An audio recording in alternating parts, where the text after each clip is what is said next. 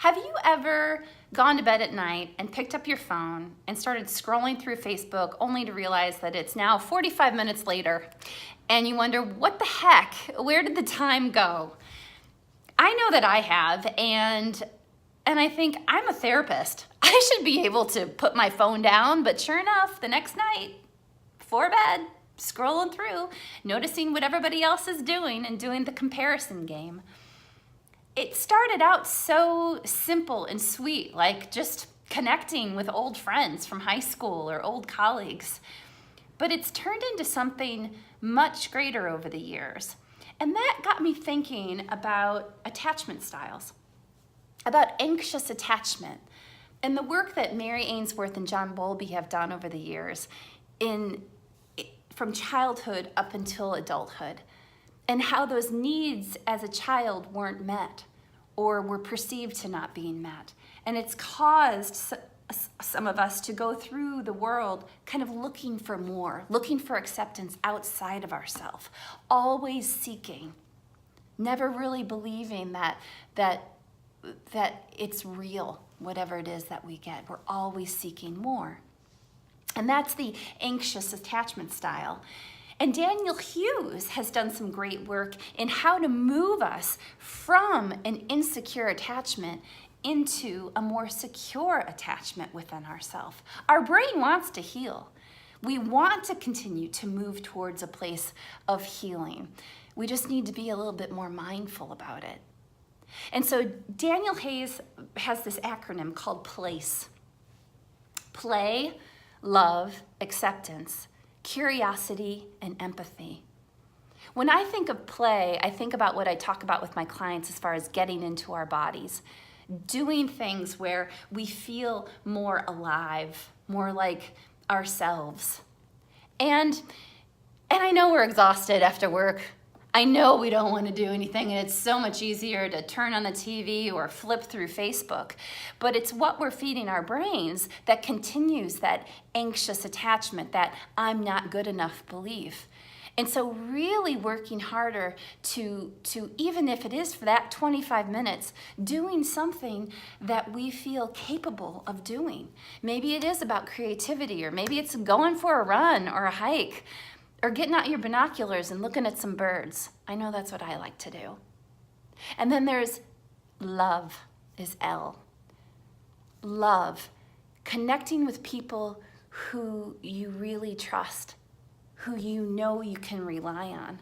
If you're partnered, maybe it's about turning to your partner, that person you haven't seen all day. How you doing? How we doing?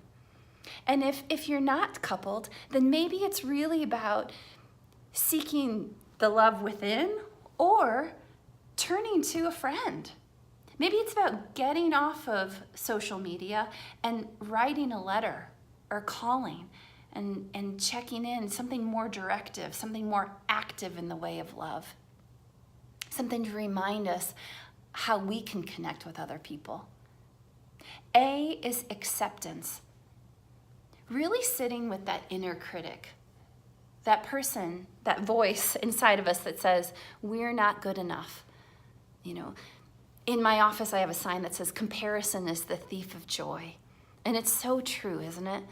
When we aren't able to really accept us exactly where we're at, you know, working in that place of love, instead of going to that place of anger, of the things we didn't do today.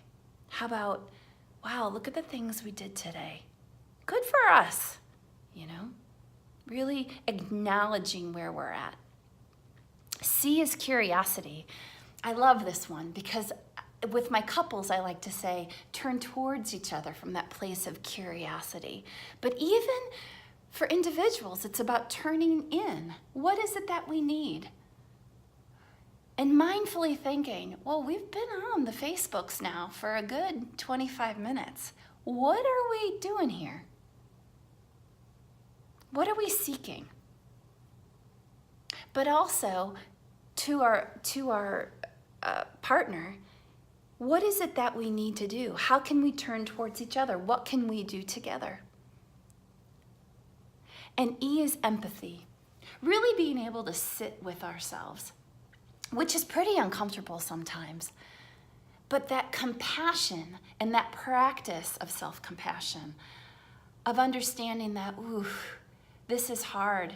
It's hard to both change a habit, but it's also hard when we have to sort of look within and look to acknowledge and accept that part of us that's looking outside of us for acceptance. How to learn to accept ourselves, get approval of ourselves, learn to really calm that anxious piece. So the more secure attachment style then is really actively working that place: play, love, acceptance, curiosity, and empathy. So I know I'm going to work on that on my end a little more, and maybe it's something you would consider doing too.